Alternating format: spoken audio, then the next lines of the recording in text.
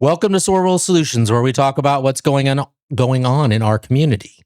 Today, our special guest is Rebecca Hollister, my political opponent. Yes, we're going to duke it out. We're not allowed to be talking. We have to be throwing each other signs in the creek. Exactly. Mowing over them. Yep. All that jazz. Yeah. What else? What are we not allowed to be doing? We're not allowed to be having civil discourse. No, it's very sad. I wish we could every day. No, it's actually great. It's very funny. This has been a great campaign, actually. It's been so fun and so enlightening. Like, I've learned so much from everybody, and everybody's been really sweet. So I'm grateful for that. Yeah, I can't imagine a better race. Yeah.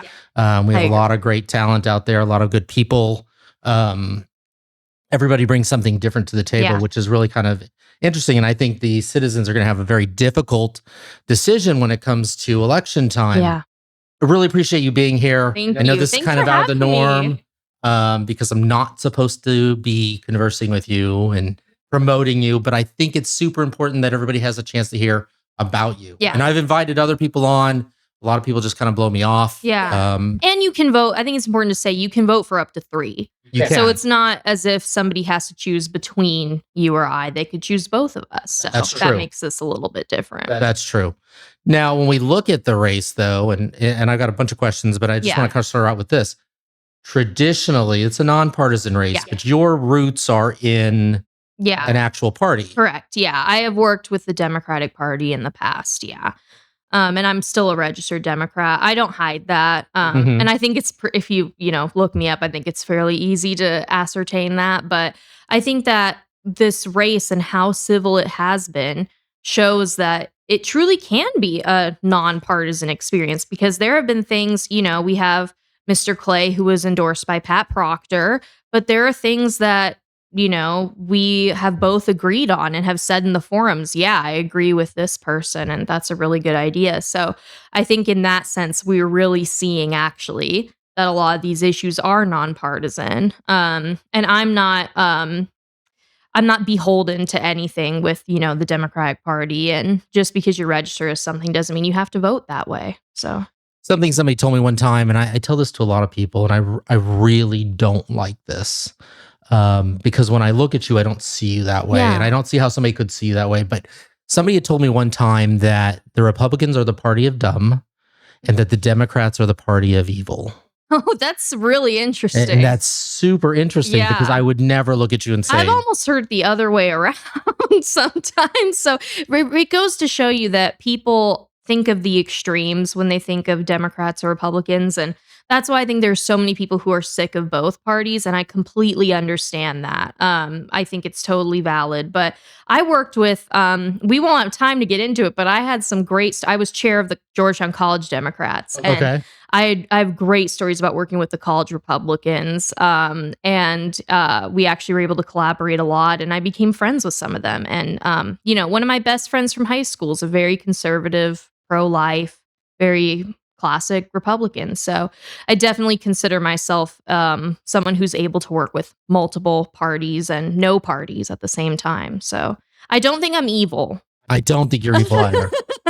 and that's the struggle that I have, because I think of that as I meet people, I always have that in the back of my head. It's why would somebody think like that? Because I think it's just not, and that person is a good friend of mine, and so it always kind of just sits in the back of my head. Yeah. I have the issue of I married a woman who's a firecracker, who's a little bit more liberal than I am. Yeah. I take a little bit of heat for that. I often get told, we might not vote for you because of some of the things your wife says. And that's really too bad. And it is, because I think she does not lose her right to the person. No, of course not. Because I'm running for office. No, and I don't think any of us are making decisions based off of our spouses, or in my case, my boyfriend. I don't think any of us are making decisions based off of those people.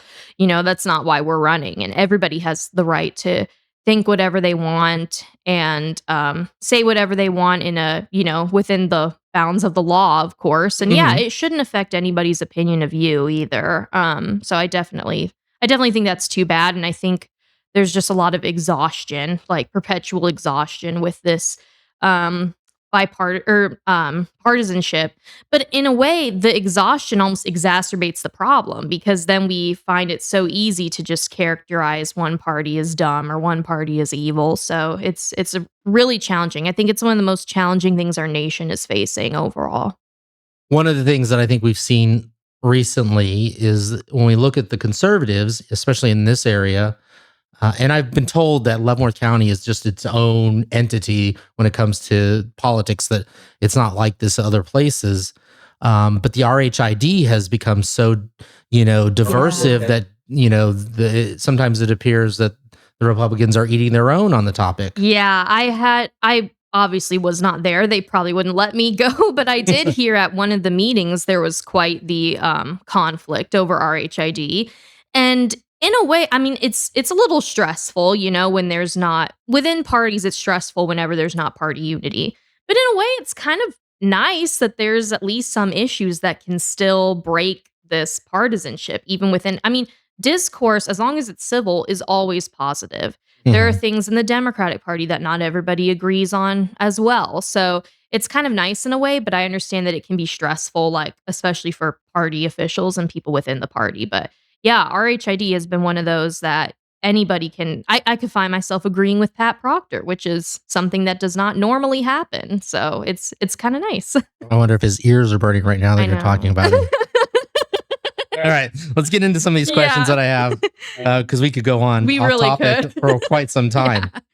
So you moved to Leavenworth in 2008. Your Yes. family came here through Fort Leavenworth. Do you want to talk a little bit about that? Yeah, so it's actually funny because I was thinking about my earliest memory of this city, and it is true we moved here in 2008, but we were here for CGSC for 1 year in 2004 to Okay. 2005, which I don't usually say because it's just hard to explain. Then I have to say, then we moved and then we came back, but it's true we were here for a year.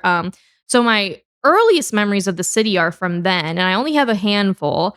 I remember going to the tune shop. I took Yeah. piano lessons with Miss Cowan. And I'm not sure if she's still alive at this point, but if she is, I hope she is. And she was wonderful. And I took lessons at the tune shop all the way up through high school. So I spent a lot of time there. I remember going to the book barn and getting American Girl. Like they used to have trading cards for American Mhm. Girl. So I really enjoyed getting those. And I just remember, even though it is true that somebody could live on Fort Leavenworth and probably never leave it if they wanted to. There's a commissary there, there's Mhm. gas there. But my parents always took us out and about in the community. And it made coming back a little bit easier, I think, because, I left Leavenworth to go to Hawaii, which is why your story is always kind of funny because I'm like, I did make it to Hawaii, Joe. But then we came back to Fort Leavenworth, but it was easier because I had been here and I really enjoyed it. So it was nice to come back. Nobody really understands the life of an army brat. No, I don't. Yeah.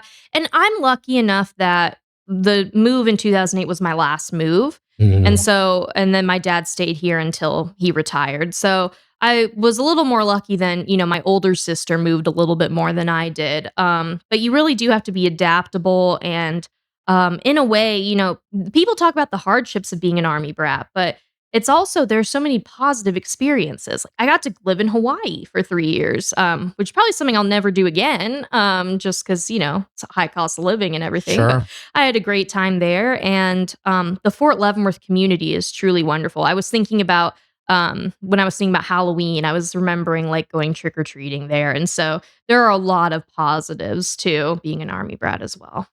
So you left Leavenworth to go to Georgetown. Yes. Yeah. What brought you back? Why did you come back? So, the first time, well, I would come back for breaks, but I was sent home against my will, so to speak, during COVID. That was my junior year. And so Georgetown said, please get out. And then they said, we're no longer saying please, you have to get out. Wow. So I went home and I participated in some food banks and some different, communities service activities during that time. I offered to tutor people with, online learning was very difficult. And, it's around your junior year that I feel like you start kind of thinking like, oh gosh, college does have an end. So I better figure out what I want to do. And I truly, when I came home, I missed my friends. I missed college in DC, but looked around at the community and I said to myself, I think this is what I want. I want somewhere where I can have an impact. I want somewhere where people care about me too. In DC one time, I quite literally, I fell off my bike. And everyone just stared at me. Like, it was very weird. Nobody tried to help me up. Everyone just literally looked at me. Because that's just kind of what it's like there. You just kind of mind your own business. And, I'm sure if I fell off my bike here and someone happened to notice, I'm sure they would help, hopefully. So I just wanted something with a community, and I wanted something where I could make an impact. And, I have so much love for this community. And, yeah, so I really was like, no, this is it. I want to come home and I want to be here and I want to do everything I can to make this a place where other young people can make that same decision and feel good about it. It's funny you say that about the East Coast and people minding their own business. When I lived out in Jersey, we would go to New York, and whenever I'm sure you've been to New York. Yeah, I visited, yeah. It's crazy busy. It is crazy and there's busy. so many people. Yeah. But as I walked through the town, people were trying to sell stuff to me that they weren't selling to other people. And I was like, how do they know I'm not from New York? Because I've been told I look like an East Coaster. Yeah. I sound like it. And so I stop and ask the guy, I'm like, how do you know I'm not from here? Yeah. He's like, well, you make eye contact. You've got to be from the Midwest. Yeah. I find I would have to like turn on like a certain you don't look at anybody, you don't do anything. You look through people. I know, which is sad. I didn't want to do that for the rest of my life. I mean, no offense to anyone who does. I have friends who decided to stay in DC. And they're still good people. They're not evil. But like we were saying earlier, but yeah, I just wanted something different than that. I definitely relate to that.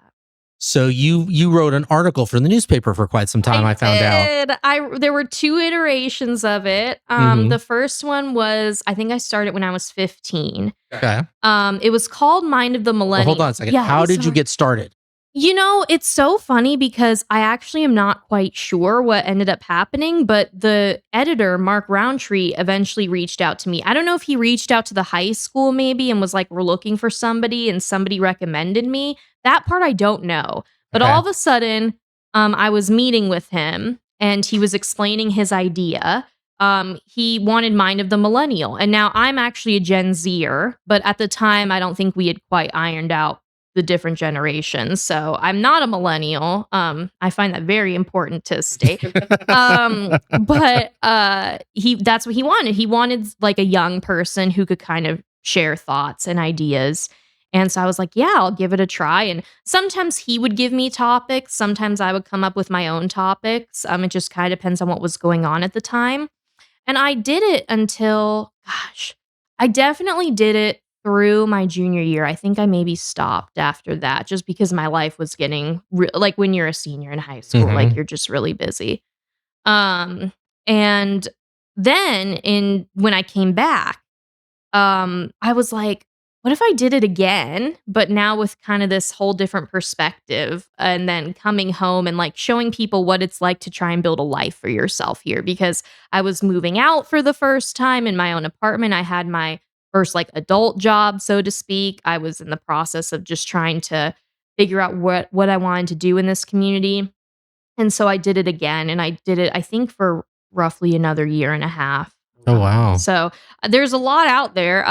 I have not read, especially the 15-year-old version of me. I have not gone back and read through them. And probably that can of worms has now been opened with this podcast. So people are probably going to go look, and that's okay. So I don't know if I think it would be fun someday to look, but I just can't bear to do it at the moment. But I don't know if I still agree with everything. I don't know. I think it would be very interesting. But the good news is the community has seen me grow up. Like they've literally been able to watch me grow up and watch my thought process change, which I think is really neat. So you've worked in HR. Yeah. You've served on other campaigns. Yeah. How has that prepared you for the city commission? I think that, the campaigns prepares me well for campaigning. I'm using a lot of the tools there and what I learned to be able to learn how to, figure out who to knock the doors of, what kind of things to say, what are the issues. But I think that more of what prepares me is that sort of HR and my work in other organizations. I think what has probably prepared me the most and is the most similar is I'm on the board of the Humane Society. And for a while, I was vice president of the Leavenworth County Humane Society. And I'm sure most people know we went through a severe financial crisis. We thought we were going to have to shut our doors. And at the moment, we're still open. And I'm very proud of that. It was a huge team effort. I was just one small part of that effort. But I really learned what you do when an organization's in trouble. There are a lot of big personalities. Animal people can be all kinds of people. They can be Democrats, Republicans. They can be, it just transcends, animals transcend those kinds of boundaries. There are a lot of different personalities who are all aligned with the same goal, but you have to learn to work with. So I think that definitely prepared me of how to work with others and how to deal with financial crises, which we'll talk about later. The city is having some. I mean, we're not going to shut down. We're a city, but like it's similar. So you have to figure out how to dig yourself out of that hole. And then HR at work, I've learned how to. I think that's been the best for like delivering news that people don't always want to hear, the hard truths, telling someone they're not hired, telling somebody that, we're, I don't know, starting an investigation or whatever it is. Just telling people things they don't always want to hear. I think it's been really good practice with that and kind of steeling yourself for the fact that not everyone's going to like you. And sometimes you're going to upset some people, but you have to keep your eye on the prize. One of the things that I hear when I talk about you to other people, or we talk about the candidates with other people, is that you're so young. And I think that's a good thing because I don't think we have enough young people in politics. Yeah. It's always older people, typically older white men, but the older generation. But you bring a lot of fire to the table. Yeah. You're super smart with a lot of things that you've done. Yeah. What do you say to people who say, well, you seem kind of young? I think it's a good thing. The best news and what I kind of joke about with me being young is that I'll have to reap what I sow for the longest. That's fair. I hadn't thought about it like that.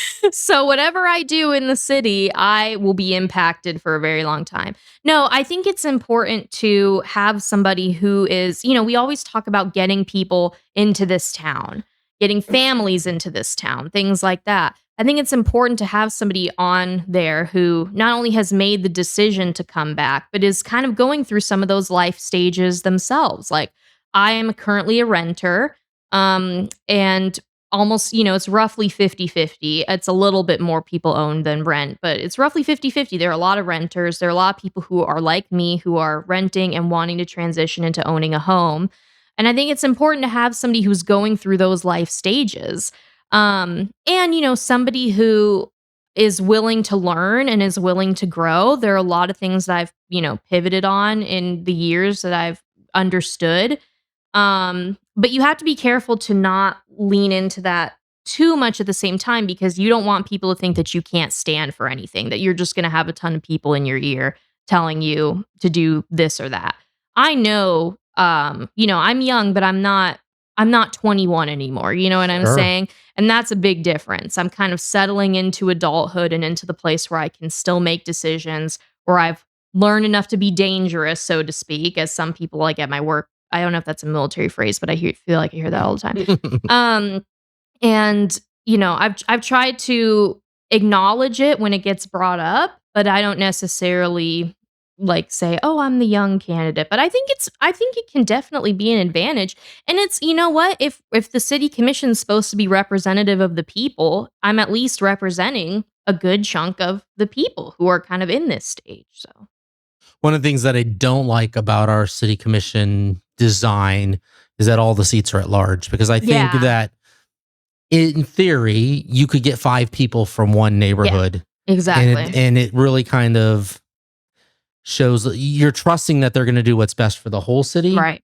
But we always worry that people are a little bit more interested in what's best for them. Yeah. And so that has always bothered me as I've looked into this race. I think from this race, we've got people that are kind of in different areas. Yeah. I haven't looked it up. But well, Clay lives on Broadway. Okay. Okay, that makes Maxwell sense. lives up north I live at 5th Avenue, so I'm kinda, like, in the in the middle. middle, like, And between north then and I think south. Redmond and I live not too far from each other off of 20th Street So and that's more Tonganoxie south. Road. Yeah. Oh, There's that's a not little bit of a bad. breakup. Yeah, that's not bad, but no, that's a good point. It is a little odd, and I feel like I don't know if you felt this way, but I feel like when you explain to people how, like, the mayorship works and how many people So we elect, confusing. I feel like it takes me 2 minutes to explain it, and then it's very confusing for people, Just so explaining the mayorship oh, yeah. is so Like, whoever gets first is gonna be mayor in 2027. Whoever gets second is gonna be mayor in 2028. Whoever gets third is not gonna be mayor.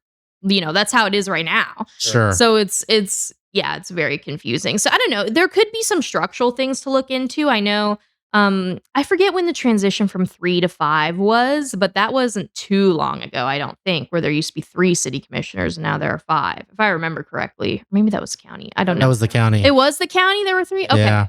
So that happened right before COVID. yeah, so structural changes, have happened in our community.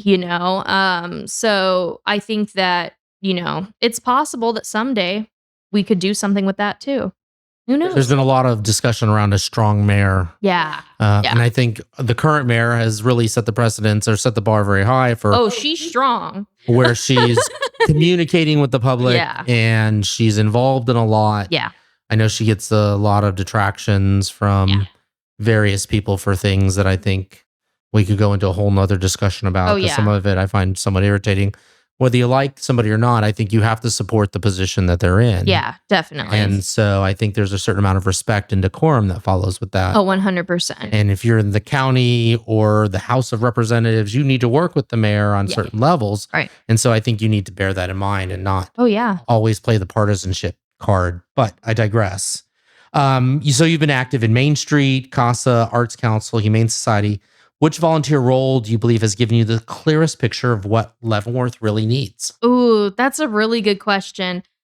I think maybe CASA Oh, because I know we've had Kelly Meyer on here just Yeah. for a quick, for those who don't know what CASA is, can you just give a quick overview? So CASA, being a CASA means court appointed special advocate. So being a CASA means that you're in court advocating for children who are in situations of abuse or neglect. CASA is also just the term for the first judicial district CASA, and they provide multiple services. So, for example, I teach some of the classes, and I'm a CEVC volunteer, which is Child Exchange and Visitation Center. So, what I do as a volunteer is when parents have to have supervised visitations of their children, I'm the one in there taking the documentation for the courts, supervising the visits, and making sure that the children are safe. So CASA really plays a huge role. They also do forensic interviews for children who might have been assaulted. I'm sure I'm missing out. They provide Christmas gifts for children in foster care. I mean, they really just do so much.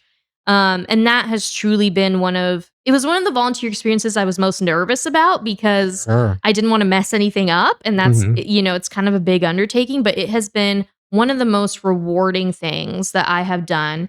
And you see so many different types of families.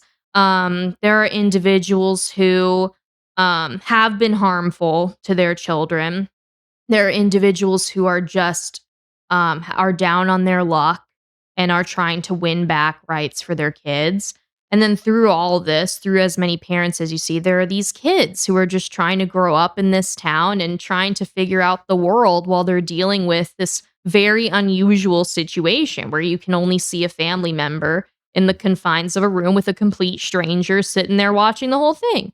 Mhm. So that has really shown me a side of Leavenworth that I'm not sure that I would have seen otherwise, just because sometimes I think we shelter ourselves from things like that. And it has really made me value the resources we have in this community and understand what a need this is. Because the crazy thing is if there aren't enough volunteers, there might be parents who don't get to see their children. I mean, this is a nonprofit providing this very essential service. And that's not the only one we have in this town that provides a service like that. We have the Interfaith Community of Hope. They're a nonprofit providing an essential service. So it's really kind of made me see how essential these things are to Leavenworth. And I've met so many different types of people through that as well. That's awesome. And I Yeah. really appreciate your work with them. I know it's super impactful to the children Yeah. involved. And everyone should, just a plug for them really quick. It really is not scary or challenging. Everybody should reach out to them if you have like an hour or two to spare a week. That's really all it takes, or even an hour or two a month, really. It is not difficult. It is super important. So everybody should reach out to them. Just a plug for CASAs. So economic development has been a Yeah. huge factor in a lot of the forums The that we've attended. biggest. The biggest. And one of the things that I think I've said a number of times, we can't tax our way to prosperity. Right. We can cut our only so much before we can't cut our way to prosperity anymore. Exactly. So we have to figure out ways that we can bring in business and increase the economic development. Yeah. LCDC has taken a number of shots from the community and from individuals, and that hurts my heart because I sit on the LCDC board. I volunteer my time there. Yeah. How do you see ways of the city doing economic development to help bring in new business? Yeah. So, to address first the organizational difficulty, there have been people who think that we should bring it in-house, bring all economic development in-house and stop giving funding to LCDC or Main Street or any of these other organizations. I don't think that is the path that we should go on at the moment. And I think that we need to make sure to partner with these organizations and give them goals that we can mutually agree upon. But there are things that the city can do itself, even outside of these organizations. There was a huge initiative a few years ago to bring hotels to the city of Leavenworth, and we accomplished that. So we can be proactive about, okay, what kind of things do we want to see? Are we going to encourage housing? Are we going to encourage housing developments? Are we going to maybe allocate some more money to helping fix some downtown buildings? Or are we going to re-examine some of the codes downtown to make things like that easier? And then, of course, there's that business and technology park, the very large elephant, the empty elephant in the room. It's sat empty since 2018. So there are things that the city itself can focus on as well. But I think that we need to continue to utilize our partners and do things with them too. A business park next to a business park drives me absolutely crazy. Yeah, I'm not sure. Well, I even asked, I believe the current individual LCDC was not there when they built it. It's because when I met with her, that was one of my first questions was like, why was this built?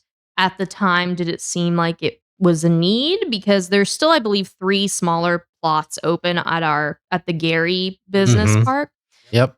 So I'm not quite sure the rationale for that. Nevertheless, it was done. We can't go back in time and undo it, but we need to figure out if that is something we continue to move forward with, or if we, try and do something different with it, maybe housing or something, because it can't be empty for another 10 years. And, what I say is COVID happened. So yes, it's been empty for 7 years, but perhaps we could even knock 2 of those years off to be generous and say that it probably wasn't going to be full during COVID. So we can give ourselves a little bit of grace, but still, even with COVID, we're coming up on quite a long time. So, and that's fair. Another issue that comes up is our downtown. Yeah. It's fairly empty. Yeah. 3 quilting shops. Yeah. One of which is actually, I heard, closing. Oh, that's too bad. Some photography studios. What I would call hobby businesses. Yeah. I think in one of the forums, somebody had suggested that some of the businesses are by appointment only. Right. And that's been a big complaint. Yeah. What can we do to bring businesses into our downtown? How do we accomplish that? Yeah. It's difficult because you can't say, oh, you must be open. Like, it's somebody's business. They can do whatever they want with it, right? And they can open whatever kind of business they want. And I think what we can do, though, is like maybe see whoever has a business that they have wanted to open but have not. We can maybe survey them and see what has prevented you from doing that. Businesses that have closed that we really have loved and have been useful. One of my personal favorites was the Cheeky Llama. I don't know if you ever went there. They had such good, like, clothing, and I'm not sure what happened and they closed, but businesses, like that, we could say, "Well, what happened?" And then businesses that are there, we could say, "How what do you attribute your success to?" And then, there's a lot I think we can partner with Main Street on for maybe attracting some local people who we recognize maybe have some talents or skills and say to them, "Have you ever thought about opening up a shop downtown?" There's also code things we need to look at. The fire suppression issue is huge. Sam brought that up at the last forum. That's a Mhm. huge problem. So there are barriers to certain businesses expanding downtown that the city can solve. And then it's a matter of kind of being proactive and reaching out to people that we think might be a good fit or, mentioning to certain organizations or developers, "Hey, we have a need for this kind of business or this kind of business." I've heard people say we need kind of more, fun things to do, so to speak. So, maybe something like, I don't know, axe throwing or something. I don't know if that would work downtown, but that's something I've done before and it's very fun. So things like that. So there's definitely balances you have to make because we value the ones that are currently downtown, and we don't want anybody downtown to feel like they're not welcome, even if they are by appointment only. They're still welcome. But we want to also encourage things like the soda shop, which has been great about Mhm. having late hours and No, they've done a great job. oh my gosh, and it's delicious. I really love Mhm. it. It's reasonably priced. It's so cute. That is just they did an amazing job. It is a gorgeous building inside there now. So continuing to encourage and support things like that too. You've talked about using RHID for things. We've seen RHID fail a couple of Yes. times, but, at the county level, we've seen one just get Yeah. approved. And Lansing needs those, opportunities, in my opinion. I think I've mentioned this before, Lansing's built, 7 houses in the last 7 Oh, years. wow. Leavenworth has built 28. Yeah, we're not much better, are we? Baser has built 700. Yeah. Um, They're how do you growing. see us utilizing RHID so that we can accomplish these things yet protect the citizens? Yeah. So RHID should be used in areas that wouldn't be developed otherwise. It should be used in areas where there's some kind of maybe a barrier for developers. Mhm. So maybe like if they wanted to do focus on an RHID for downtown upper the upper story of buildings. There are severe issues with that, and it's probably not going to be developed normally by just one or two developers. If they wanted to focus on an empty plot of land that still needs a ton of the infrastructure, something like that. Because people, tend to focus on kind of that the developers are getting the increased property tax value. Well, we also need to remember that if that piece of land or if that dilapidated building was going to sit empty for the 10 more years, we still wouldn't have gotten value from that either. So, and there can be value when people come in and then they start to participate. Maybe they go to USD 453, which has decreasing enrollment. Um, so it should be in areas like that. That's what you should look at when deciding to approve an RHID is it going to not hurt anybody in the short term, but make us more prosperous in the long term. So that's what you need to look at. And that's why it's a collaborative process. I mean, the city couldn't alone pass an RHID. So the school board would have to agree, the county would have to agree as well. So ideally everybody's on the same page and, ideally you negotiate to the point where you feel comfortable with what you're agreeing to. You've mentioned staying revenue neutral as much as Yeah. possible. That's gotta be difficult, especially if things don't change Yeah. because, if we look at, Chief Kitchen's time as interim city manager and the suggestion that they were gonna close the theater and Yeah. the pool at the community center, and people were up in arms about that. Right. How do we balance staying revenue neutral when costs only go up? Yeah. It's a very difficult question, and I'm currently going through an exercise, and I'm probably gonna make a video about it at some point. I'm going through the budget right now and pretending that I'm a city commissioner, and so I'm going through the 2026 budget, and I'm saying, "Okay, would I strike this? Would I?" Because I wanna experience that because I feel like, of course, it whenever you're running for something too, of course, probably the city commissioners who are in there now also support a lot of these things, I don't think any of them were super excited about exceeding the revenue neutral rate. So you have to think it's kind of easier said than done sometimes. So I'm doing that right now. I'm looking at the budget and I'm saying, would I be comfortable cutting any of those things? I found a couple of things, but I think overall the uh, the revenue neutral rate, we're going to exceed it forever if we don't increase our income. So that is step one.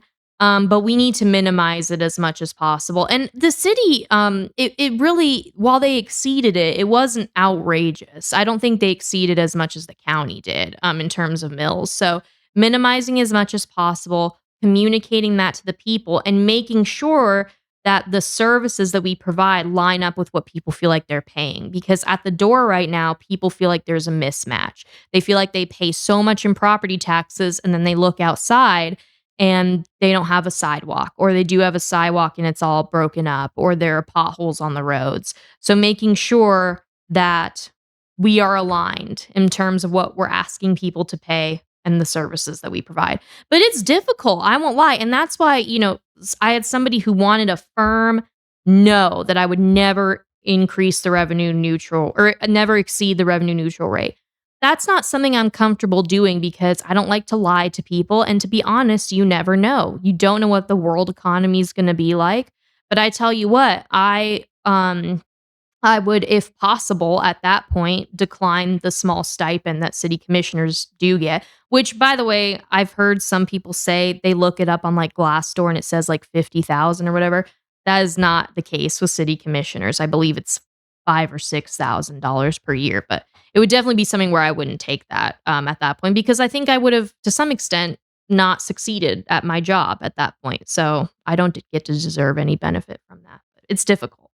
Yeah, I think it's $500 a month Yeah. and then $600 for the mayor. Right. It's Yeah, not a lot. It's not much. Like, declining it is not going to fix whatever income problems we're having, but it would just be, for me, a personal thing where I'd be like, well, I can't do this. I didn't do my job, So, yeah, the goal should always be revenue neutral. But like when it comes to safety, sometimes you gotta do what you gotta do. We have to keep our community safe as well.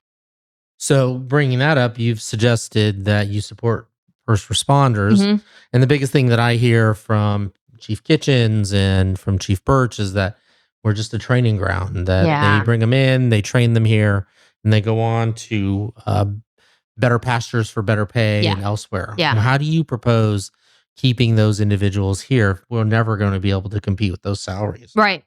It's something that I particularly sympathize with as HR because I try and staff a school district, which is challenging. And we too have difficulty competing with. For us, it's not so much other areas, it's contractors. Like, there are a lot of contracting companies now for para educators and stuff like that. But that's besides the point. I have dealt with that problem as well.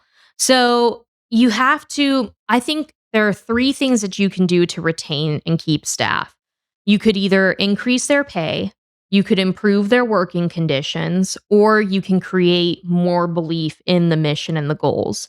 Now, as far as the latter, whoever is a first responder is already has a lot of passion for the mission and goals. That wouldn't be something I would necessarily look at because they already do. I would look at the first two, increasing the pay. So if it really depends here. We faced, as a school district who also works on a limited budget, we faced, okay, we're spending a lot of money on contractors and substitutes to fill these gaps. Would it actually be more cost effective to just increase their pay so that we do have more people here and we're not shelling out so much money on filling in these gaps with other tools? For us, that worked. So it's something to look at for the city if we can even get a little bit closer. And then for the second, improving their working conditions, telling them why it's important to be here in Leavenworth, seeing if we can improve the employee satisfaction rate with anything else except for pay. Really looking into those things, why people leave, looking into that. And we also need to make sure that, improving their working conditions, we need to improve the possibility of them living in this town. If we continue to work on public safety as a whole, their jobs theoretically get a little less dangerous. So we can work on that as well. And then we can say, hey, yeah, you're going to be, a police officer here, but we are pretty safe. So that's a goal to work toward, is making sure that our town is safe too. Finally, what do you want voters to understand about your leadership style and what you'll bring to the commission that's different than the rest of us? I'm a very avid communicator. I think in that sense, I'm a little bit like our mayor, Holly Pittman. She's a huge communicator as well. Mhm. What I am going to practice is what I call active transparency. And I've been doing that so far. I have a series called City in 60, where I summarize the latest city commission meeting in 60 seconds or less. And so I'm very passionate about making sure that information is presented to the public, not just available to the public, but actively presented to them. I also am not afraid to deal with difficult people or difficult conversations. And I just have such a passion and drive for this community. So I always want to be involved in as many things as I can. And I'm just super excited for the opportunity to potentially serve our community. That's awesome. We're going to switch gears here. I'm excited. We get some personal questions, but Yes. before we do that, I just want to shout out to Cruiser for Life Foundation. As many of you have seen our topic from Andy Cruz, who his son died, Nelson died from fentanyl overdose. It's probably our second most popular podcast, and it was a tearjerker because he talked about what happened and how he found his son, and it was it just brought to light the real problem that we have in this community. Yeah. And I think during that podcast, he felt like and they were making progress. And I think in the news now we found there's another strain of fentanyl that even Narcan doesn't respond to. I've read about that. So things are actually getting Scary. worse. So I would encourage everybody to go to the website, check them out. If you can find an opportunity to donate, or if that's of value to you, I would encourage you to do that. All right. Rapid fire questions Here we for go. Rebecca Hollister. What's your go-to comfort food after a long day? Pasta. Pasta. Okay. Any kind of pasta. All right. Which show are you most likely to binge watch on a rainy weekend? Maybe Bob's Burgers. Okay. I did not expect that. I'm going to be honest. I did not expect that. It's a comforting show. I like right. my TV to be positive, you know? If you could have dinner with any historical figure, who would it be? Oh, gosh. So they're dead? Yes. This feels so cliche, but maybe Abraham Lincoln. Just because he dealt with an extremely divided country, and I would love to hear how he did it because we're very divided right now. But that's so cliche. I recognize that. You get a free round trip ticket anywhere. Where are you going? Japan. Oh, I have a friend there, and I've always wanted to go to Japan and see her and go to the Nintendo places there. Okay. You get I'm sorry. What's a song you'll never skip when it comes on? Probably Paradise by Coldplay. I'm a big Coldplay fan. All right. Yeah. What app do you use way too much? TikTok. And I had deleted it before the campaign because it was becoming a problem. But because of the campaign, I had to add it back because I needed to make TikTok. So how convenient. Yeah, right? What's something you tried once and will never try again? So not like a food, but like an experience? Food or experience, whatever you want to say. Ooh. I did dance as a kid and I'm not a good dancer. Don't think I'll do that again.